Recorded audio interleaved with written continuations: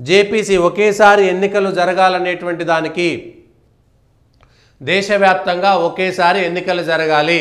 ఒక్కసారి ఎన్నికలు జరగాలంటే మొన్న జరిగినటువంటి ఎన్నికల ఖర్చు 2024లో దాదాపుగా 60,000 కోట్ల రూపాయల ఖర్చు అయింది. అన్ని రకాలుగా 60,000 కోట్ల రూపాయల ఖర్చు దేశం మీద భారం కాదా? ప్రతిసారి ఒక్కసారి అసెంబ్లీ ఎన్నికలు జరిగితే ఎంత ఖర్చు అవుతుంది? 600-700 కోట్ల రూపాయల ఖర్చు అవుతుంది.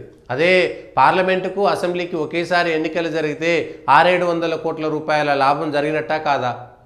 అన్ని రాష్ట్రాలకు ఒకేసారి ఎన్నికలు జరిగితే అంత మాత్రం లాభం జరిగినట్టా కాదా?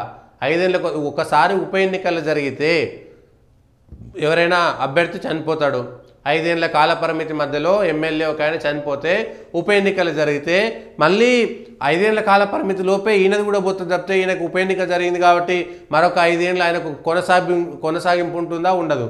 కానీ మరి రద్దయినటువంటి ప్రభుత్వానికి కూడా 5 ఏళ్ల కాల పరిమితి ఎందుకు లేదనేటువంటి అంశం పైన స్పష్టత ఉండాల్సింది. 1,000 కోట్ల రూపాయల ప్రజాధనం కేవలం ఎన్నికల కోసమే. దాని బదులు ఇంకో కొంత మౌలిక వస్తువులు వస్తాయి కదా. పేద ప్రజలకు ఇప్పటికీ ఇండ్లు లేవు, భూములు లేవు, లేకపోతే ఇంకేవో లేవు. వాటన్నిటికి సంబంధించినటువంటి ఖర్చులు వస్తాయి కదా. 100 కోట్ల రూపాయలు అంటే కూడా విలువ లేకుండా పోయిందా ప్రజలకి? 100 కోట్లు అంటే కూడా రాజకీయ నాయకులకు విలువ లేదా? ఇవాళ వ్యతిరేకించేటువంటి పార్టీలు 15, కాంగ్రెసు, ఎన్సీపీ, శరద్ పవార్ పార్టీకి సంబంధించి సమాజ్వాదీ పార్టీ, డిఎంకే, శివసేన, ఉద్ధవ్ ఠాక్రే శివసేన కూడా వ్యతిరేకించింది. TMC, Akali Dal, MIM, All India Muslim League, ఆర్ఎస్పీతో సహా 15 పార్టీలు బిల్లును వ్యతిరేకించినాయి. బీజేపీ, తెలుగుదేశం పార్టీ, శివసేన, షిందే సహా 32 పార్టీలు సమర్థించాయి.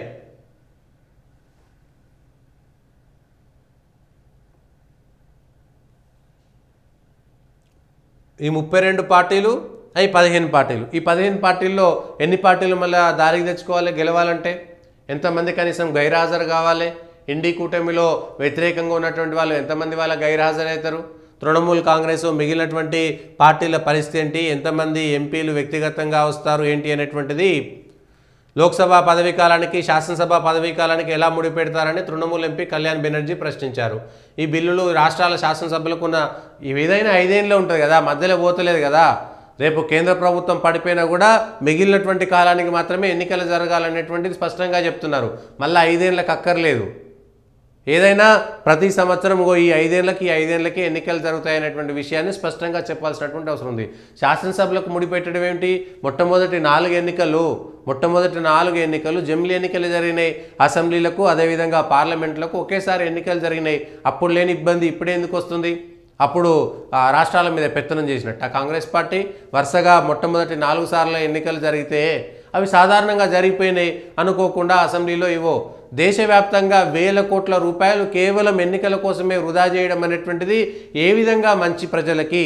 వ్యతిరేకించేటువంటి పార్టీలు కూడా అర్థం చేసుకోవాల్సినటువంటి అవసరం ఉంది. అన్నీ కలిపొస్తే ప్రజలకు సమయం వృధా కాకుండా ఉంటుంది, ప్రజల యొక్క సొమ్ము వృధా కాకుండా ఉంటుంది, రాజకీయ పార్టీలకు సొమ్ము వృధా కాకుండా ఉంటుంది. మనం చాలాసార్లు చెప్పుకున్నాం. 2024 ఎన్నికలు అయిపోయిన తర్వాతనే వెంటనే హర్యానా ఎన్నికలు, జమ్మూ కాశ్మీర్ ఎన్నికలు, ఆ తర్వాత మహారాష్ట్ర ఎన్నికలు, ఆ తర్వాత జార్ఖండ్ ఎన్నికలు.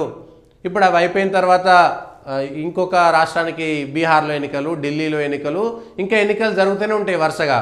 2026లో మళ్ళీ తమిళనాడు ఎన్నికలు, 27 యూపీ ఎన్నికలు. ఇవాళ ప్రధానమంత్రి ప్రచారానికి పోవాలి.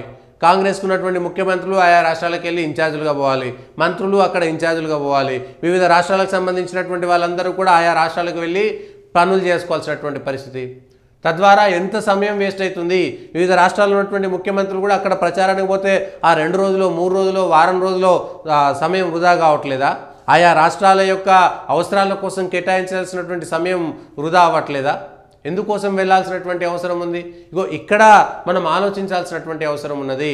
స్థానిక పార్టీలకు ఇబ్బంది లేకపోవచ్చు, తెలుగుదేశం పార్టీ, టీఆర్ఎస్, వైఎస్ఆర్సీపీ, లేకపోతే స్థానిక పార్టీలకు ఆ రాష్ట్రం ఒకటే ముఖ్యం కాబట్టి ఉండవచ్చు. కానీ వాళ్ళ జాతీయ పార్టీలకు సంబంధించినటువంటి దాంట్లో వివిధ రాష్ట్రాల్లో జాతీయ పార్టీల అధికారంలో ఉంటే ఆ ముఖ్యమంత్రులు, ప్రధానమంత్రులు కూడా రోజు ఎన్నికల కోసం తిరగడమేనా?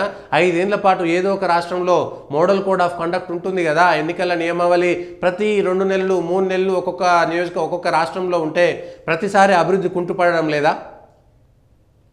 మహారాష్ట్రలో 2 నెలల పాటు మోడల్ కోడ్ ఆఫ్ కండక్ట్ ఉన్నది, ఓ 45 రోజులు ఉందనుకుందాము. ఆ 45 రోజులు ఏ ప్రభుత్వ పథకాలు ఏవి ఉండట్లేదు కదా. దేశవ్యాప్తంగా కేవలం 45 రోజులు 50 రోజులు మోడల్ కోడ్ ఆఫ్ కండక్ట్ ఉంటే ఇక మళ్ళీ 5 ఏళ్ల తర్వాత మళ్ళీ ఎన్నికల వరకు ఏ మోడల్ కోడ్ ఆఫ్ కండక్ట్ ఉండదు. కేవలం స్థానిక సంస్థలకు సంబంధించినటువంటి ఎన్నికలు కూడా ఈ సాధారణ ఎన్నికలు అయిపోయాక 30 రోజుల్లోపు అవి కూడా జరిగేటువంటి పరిస్థితి తీసుకొస్తే ఏ గొడవ ఉండదు కదా. ఇక ఏ గొడవ ఉండదు. ఇంకా ప్రజలకు సంబంధించినటువంటి అంశంలో ఏ గొడవ ఉండదు. 5 ఏళ్లకోసారి అన్ని ఎన్నికలు జరగాల్సినటువంటి ఖచ్చితంగా ఉండాల్సినటువంటి అవసరం ఉంటుంది. జమిలీ ఎన్నికలు గతం ఇది ఇవాళ ఒకటే కాదు, ప్రజల నుంచి ఉన్నటువంటి కోరిక లా డిపార్ట్మెంట్ చెప్తున్నది, అనేక మంది పార్టీలు చెప్పినాయి. ఇవాళ అధికారం కోల్పోయినా ఉన్నా ఒకే విధంగా ఉండాలి. కానీ జమిలీ ఎన్నికల విషయంలో 2 రకాలుగా మాట్లాడాల్సినటువంటి అవసరం, ఇది మాకు ఒకేసారి పోతుందేమో. సమాఖ్య స్ఫూర్తి ఒకేసారి 4 సార్లు ఎన్నికలు జరిగితే 1952, 51 నుంచి వరుసగా 4 ఎన్నికలు ఒకేసారి ఎన్నికలు జరిగితే సమాఖ్య స్ఫూర్తికి విరుద్ధంగా జరిగినాయా? రాష్ట్రాల ఎన్నికలు రాష్ట్రాలకు జరుగుతాయి, దేశానికి జరిగే ఎన్నికలు దేశానికి జరుగుతాయి. ఒక్కసారే కదా ఇబ్బంది, కేవలం ఒకేసారి ఇబ్బంది జరుగుతుంది, ఒక్కసారి. తర్వాత మొత్తం 5 ఏళ్ల పాటు రాజ్యాలు నడుస్తాయి కదా, 5 ఏళ్ల పాటు ఎవరు రద్దు చేయట్లేదు కదా. అసలు రాష్ట్రాల యొక్క స్వయం ప్రతిపత్తిని వదిలేసి ఇష్టానుసారంగా రాష్ట్రాల ప్రభుత్వాలను రద్దు చేసినటువంటి వాళ్ళు కూడా వాళ్ళ సమాఖ్య స్ఫూర్తి గురించి మాట్లాడుతున్నారు. అది ఇంకొక విడ్డూరం.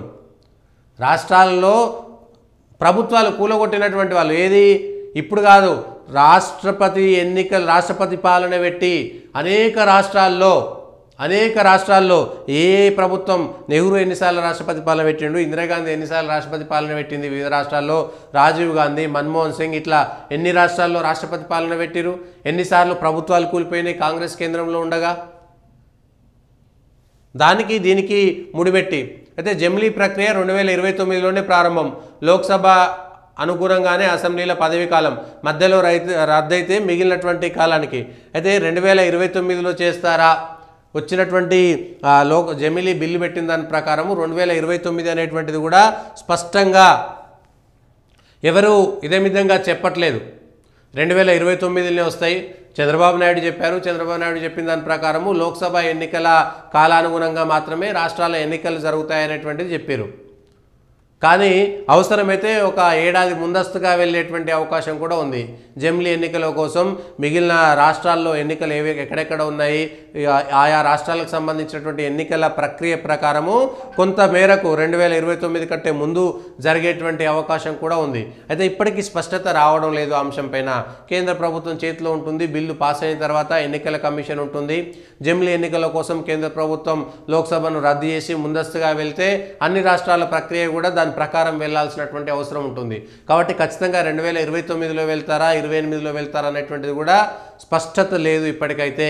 కేవలం ఈ బిల్లు పాస్ అవ్వాలి, ఈ జనగణన జరగాలి, డీలిమిటేషన్ నియోజకవర్గాల పునర్విభజన జరగాలి, ఆ తర్వాత మహిళలకు సంబంధించినటువంటి రిజర్వేషను, ఎస్సీలకు సంబంధించినటువంటి రిజర్వేషను, ఇవన్నీ చేయాలి. కాబట్టి దాని ప్రకారం జరుగుతుందనేటువంటి అంచనా మాత్రమే